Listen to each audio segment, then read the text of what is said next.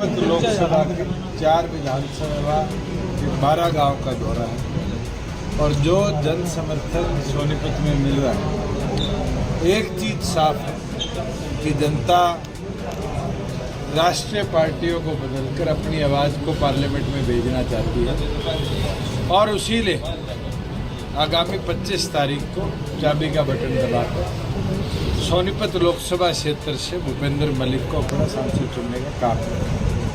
और जिस हिसाब से कांग्रेस ने उत्तराखंड से लाके उम्मीदवार यहाँ उतारा है, ये साफ बीजेपी और कांग्रेस की सेटिंग है। भूपेंद्र हुड्डा पुत्र मोह में पुत्र को चुनाव जिताने के लिए भारतीय जनता पार्टी की यहाँ मदद भी कर रहे हैं।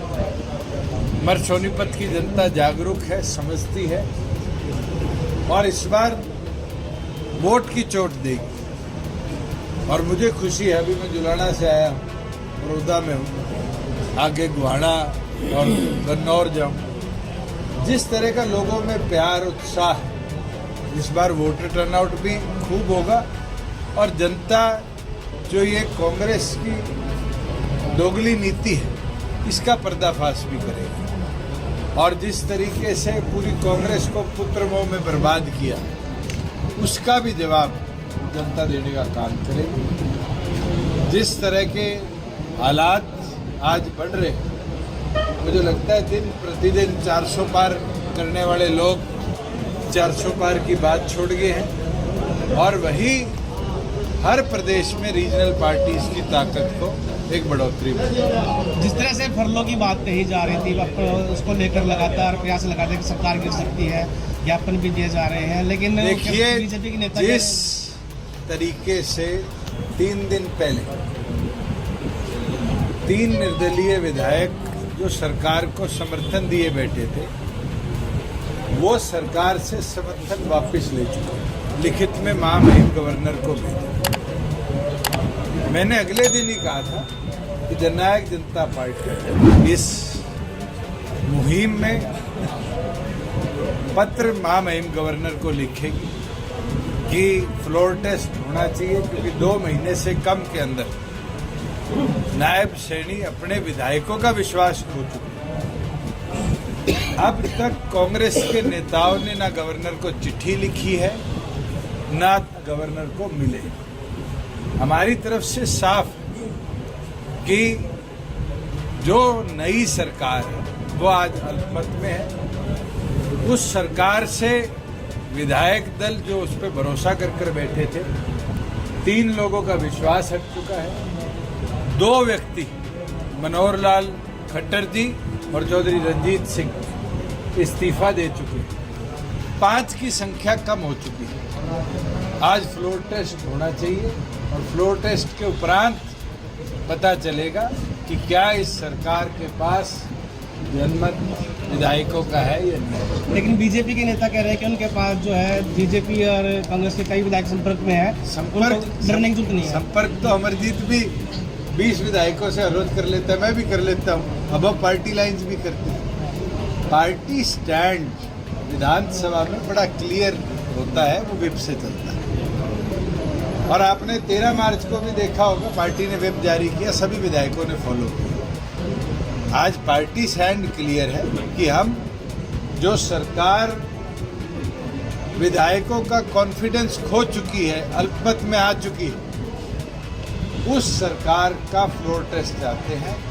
और मैं मांग करता हूँ सभी विपक्ष के साथियों से, चाहे वो कांग्रेस के हो, लोकदल के हो, चाहे इंडिपेंडेंट्स हो, सारे एक हो, और करंट गवर्नमेंट के खिलाफ फ्लोर टेस्ट पर ताकत दिखाकर इस सरकार को हटाए और प्रदेश में गवर्नर रूल लगाकर चुनाव प्रक्रिया को शुरू करें। जिस तरह से कांग्रेस पहले अडानी अंबानी की बात करती थी कि बीजेपी को अडानी अंबानी का काफी समर्थन है, काला धन मिला है काफी चीज, लेकिन अब बात चुप हो गई सारी। क्या आपको लगता है प्रधानमंत्री ने ही स्टेज से साफ कर दिया अडानी अंबानी, और मुझे लगता है देश से कोई छानी नहीं है, ये बात छुपी हुई नहीं है कि किस तरीके से उनकी ग्रोथ बढ़ी है, किस तरीके से उनको काम मिले हैं, किस तरीके से स्पेशल पॉलिसी। तो सरकार अल्पमत में है, तो फिर सरकार को कौन बचा रहा है? वो तो फ्लोर टेस्ट होने दो, अगर आंकड़े नहीं होंगे तो सरकार भी दुष्यंत जी अभी पहले आज के दिन कांग्रेस का अब तक गवर्नर को लिखित में ना भेजना और गवर्नर से ना मिलना ये साफ दिखाता है। हमने तो पत्र भेज दिया और मेरे संज्ञान में आया है, शायद इंडियन नेशनल लोकदल ने भी पत्र भेजा है। मैं तो चाहता हूँ बलराज कुंडू विधायक है निर्दलीय, वो भी पत्र भेजे, और जो सबसे बड़ा दल है वो, क्योंकि 30 विधायक उनके पास है, वो भी गवर्नर को लिखित में दे मिले और फ्लोर टेस्ट की मांग करें। दुष्यंत जी पहले कार्यक्रम में पहुंचे बड़ौदा के मंत्री मिले, कितने मजबूत नजर आ रहे हैं और किस तरह का समर्थन मिला? बड़ी मजबूती है, और यहाँ यानी अभी मैं जुलाना से आया हूँ और आगे भी मैं ये मानता हूँ कि ये पूरी बेल्ट, चाहे वो गन्नौर हो, राई हो, सोनीपत हो, खरखौदा हो, बड़ौदा हो, गोहाना हो, जुलाना हो, सफीदो हो, 3 कैंडिडेट जनता के सामने हैं। तीनों में एक भूपेंद्र मलिक है जो शायद 9 के 9 हल्कों में लोगों को जानता है। मोहनलाल बडोली जी कभी राई से बड़ौदा भी नहीं आए, जींद जिला तो बहुत दूर की बात है।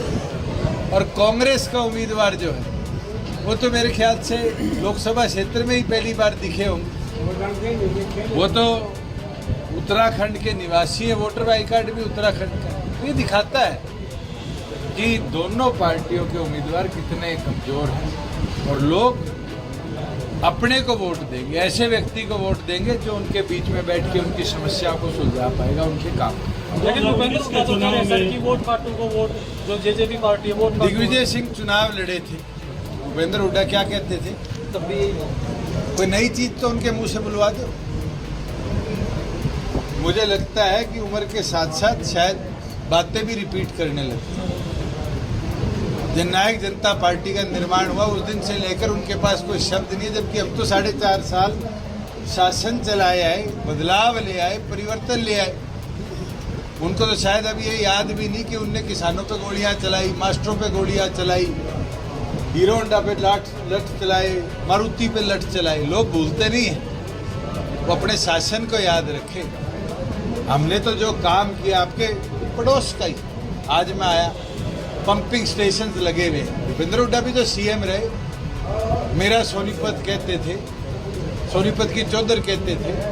उनसे पूछने का काम करो, इस एरिया में फ्लड का पानी भरता था, कभी उनने एक पंपिंग स्टेशन लगाया हो? हमने पिछले साल 1500 करोड़ रुपए फ्लड एंड ड्रॉट से रेवेन्यू डिपार्टमेंट से दी, और 1500 करोड़ रुपए के अंदर हमने बिल्लू खेड़ा, बड़ौदा, जुलाना, महम, भवानी खेड़ा, नारनौल, चरखी दादरी, कलानौर, इस पूरे के लिए एक स्पेशल पैकेज बनाया। और तो और उनका विधायक है, मैं आते हुए देख के आया रास्ते में, बालू हिंदुराज जी, बालू के खुद के गांव में पंपिंग स्टेशन लगाए। उनको तो हमारा धन्यवाद करना चाहिए कि उनके गांव में अनाज उगने लग गया। जो हमने विकास करे, जनता उसके लिए वोट हमें दी। बस लास्ट एक क्या मुद्दे रहेंगे आप लोगों के? आज सबसे बड़ा मुद्दा है हरियाणा की आवाज को पार्लियामेंट में जगह दिलाना, और हरियाणा की जनता को जगह दिलाना।